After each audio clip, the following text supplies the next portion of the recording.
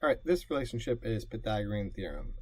So basically, if you have a right triangle, I could name the two legs, so the ones that are next to the right angle, A and B, and the one across from the right angle, the longest side, is C.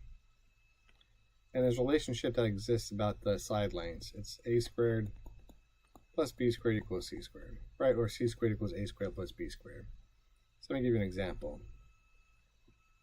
Say this is 3 and 5, and this is unknown. We could put a squared plus b squared equals c squared. The side across from the right angle is that x, that's unknown. Then these could be, I meant to write 3 and 4. Let me just fix that real quick. Let's make this a 4. So the sides could be 3 and 4, and then that side would be the x.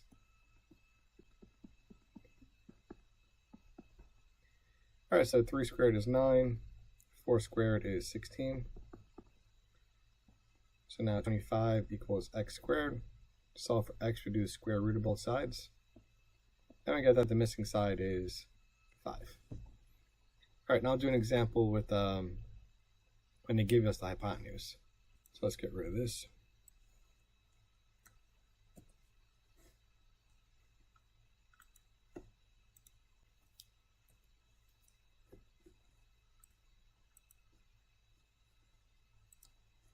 Alright, so let's say we have